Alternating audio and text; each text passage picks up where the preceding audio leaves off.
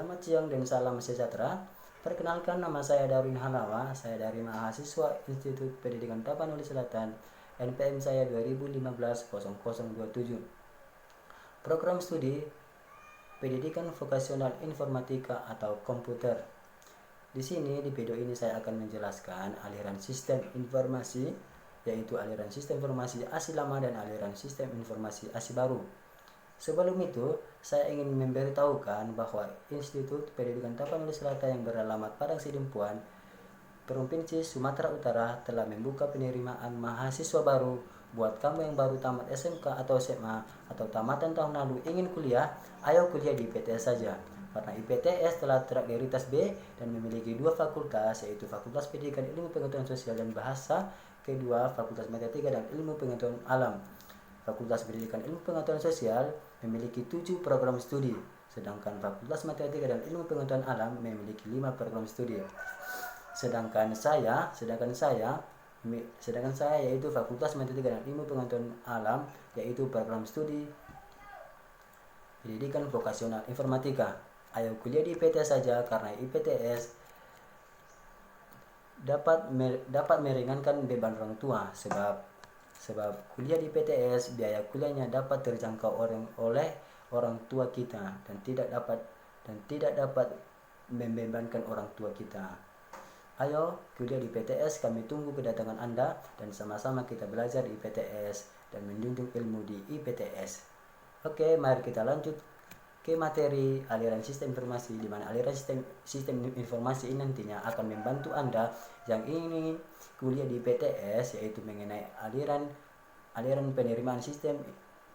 penerimaan mahasiswa baru di IPTS atau Institut Pendidikan Tapanuli Selatan. Ayo tonton videonya agar Anda mudah nanti dalam mendaftar di IPTS Institut Pendidikan Tapanuli Selatan. Sekian dan terima kasih. Selamat menonton.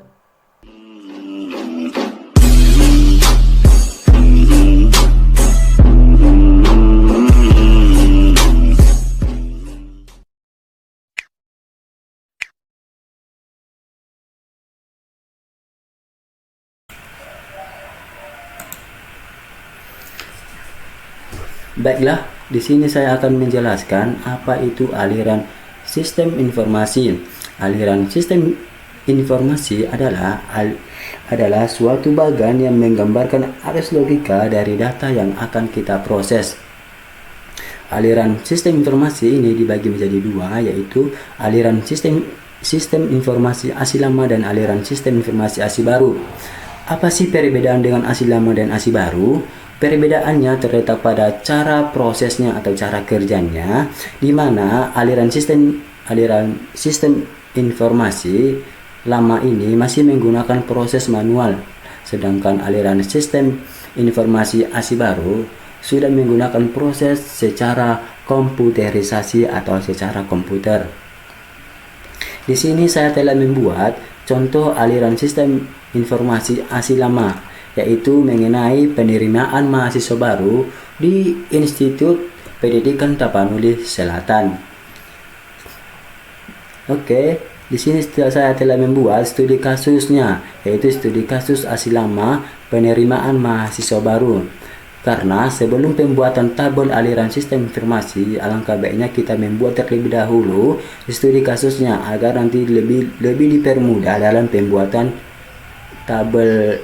tabel bagan aliran sistem informasi tersebut. Oke, kita lanjut saja. Pertama, panitia PMB akan memberikan formulir pendaftaran kepada calon mahasiswa untuk diisi. Kemudian, formulir yang telah diisi serta berkas syarat pendaftaran diserahkan kepada panitia untuk dicek kelengkapan berkasnya. Oke.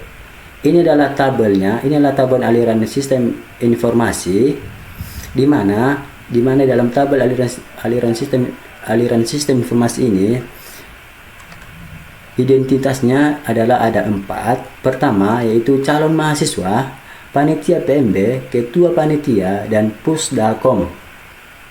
Pertama tadi, formulir panitia PMB akan memberikan formulir pendaftaran kepada calon mahasiswa untuk diisi.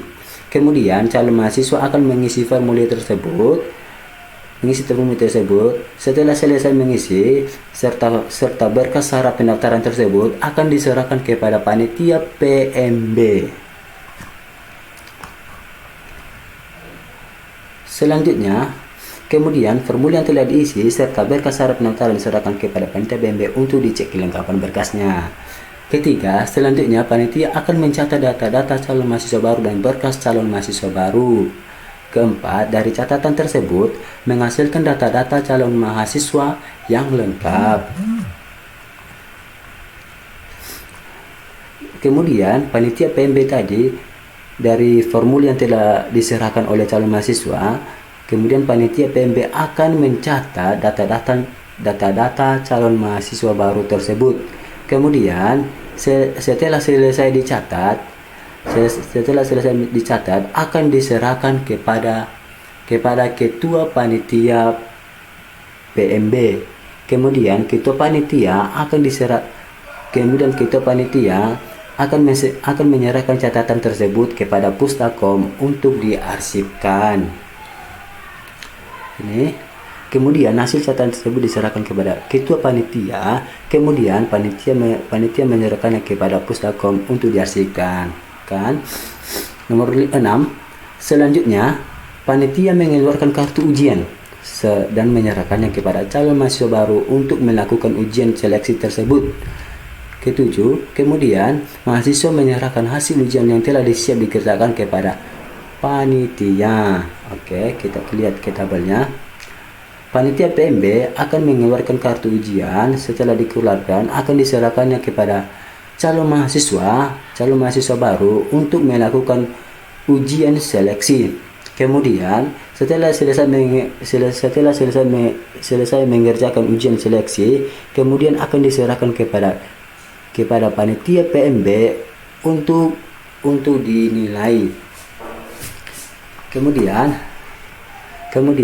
setelah itu 8, kemudian panitia akan mengumumkan langsung hasil kelulusan pada waktu ujian telah siap dan sudah dinilai oleh panitia, kemudian mengeluarkan kartu kelulusan dan memberikan kartu kelulusan seleksi kepada calon mahasiswa yang dinyatakan lulus dan dibawa pada saat daftar ulang. Ke-8 tadi, dari ujian seleksi yang telah siap dikerjakan oleh calon mahasiswa, kemudian panitia PMB akan mengumumkan hasil ujian tersebut, hasil seleksi tersebut. Pengumuman tersebut panitia PMB akan mengumumkan pengumuman hasil seleksi tersebut. Kemudian dari hasil pengumuman tersebut, panitia PMB akan mengeluarkan kartu kelulusan. Setelah dikeluarkan kartu kelulusan akan diserahkan kepada calon mahasiswa baru. Setelah itu nomor 9, setelah itu bagi calon mahasiswa yang dinyatakan lulus melakukan daftar ulang kepada panitia PMB dan membawa kartu kelulusan seleksi tersebut. Dari kartu kelulusan tersebut tadi, calon mahasiswa baru akan melakukan daftar ulang kepada panitia PMB. Kemudian nomor 10, selanjutnya setelah calon mahasiswa selesai melakukan daftar ulang, panitia akan membuat laporan mahasiswa baru 2 rangkap, 1 untuk ketua panitia dan 1 untuk Pustakom untuk diarsipkan. Setelah mahasiswa baru selesai melakukan daftar ulang, kemudian panitia PMB akan membuat laporan mahasiswa baru. Laporan tersebut akan di-2 rangkapkan, di mana yang 2 rangkap ini 1 diserahkan kepada ketua panitia PMB untuk diarsipkan. Kemudian kedua akan diserahkan kepada Pusdakom untuk diarsipkan juga. Oke, sampai di sini untuk penjelasan ASI lama. Lanjut ke ASI baru.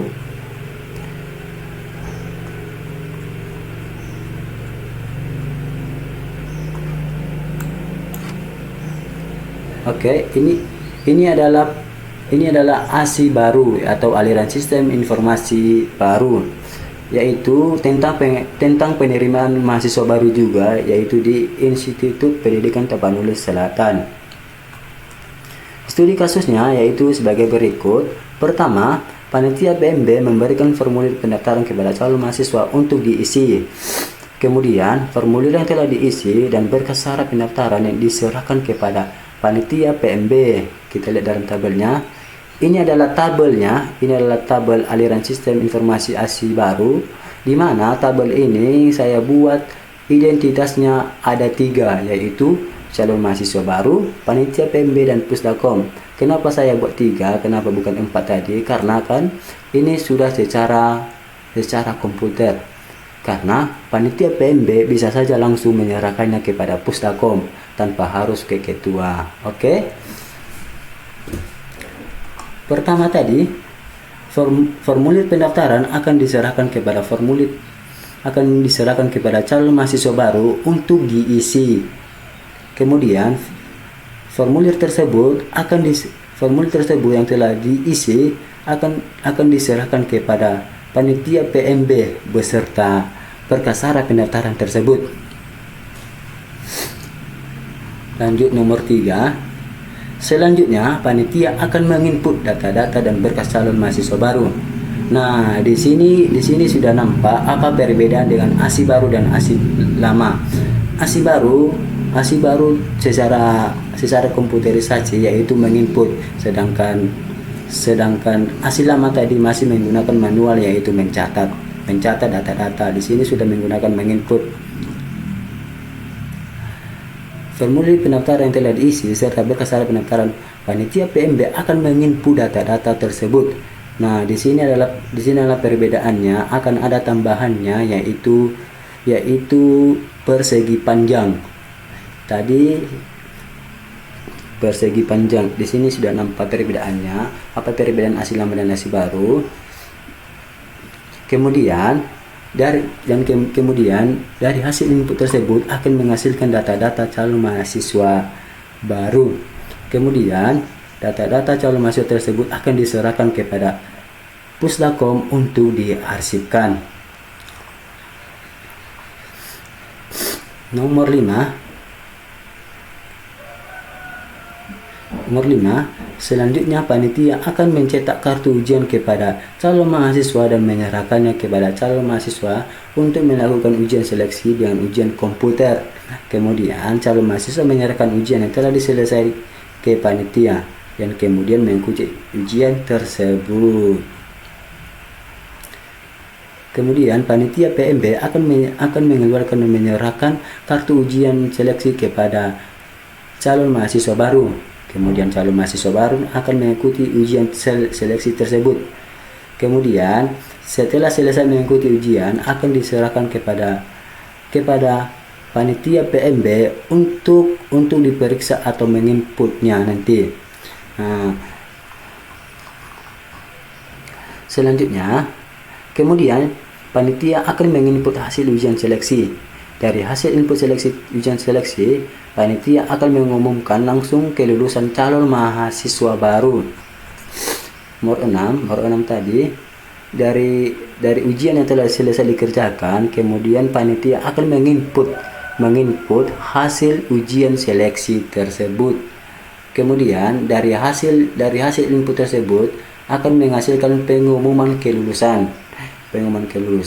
Kemudian dari hasil input tersebut juga akan menghasilkan kartu kelulusan mahasiswa baru.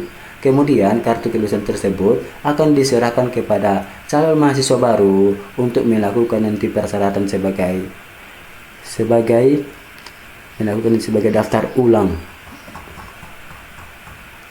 Nomor 8, dan setelah itu nomor 9, setelah itu bagi calon mahasiswa yang dinyatakan lulus dapat melakukan daftar ulang ke panitia PMB dan membawa bukti kelulusan tersebut. dari kartu kelulusan ini mahasiswa akan melakukan daftar ulang kepada panitia PMB. Kemudian nomor 10, selanjutnya setelah calon mahasiswa selesai melakukan daftar ulang, panitia akan membuat laporan dua rangkap mahasiswa baru dan menyerahkannya ke Pustakom untuk diarsipkan.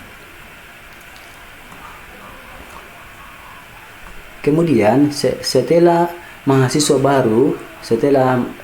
calon mahasiswa baru selesai melakukan daftar ulang, kemudian panitia PMB akan membuat laporan mahasiswa baru dengan dua rangkap, yaitu satu untuk tinggal ke panitia PMB dan satu untuk Pustakom untuk diarsipkan. Di sini sampai di sini saja yang bisa saya jelaskan. Terima kasih.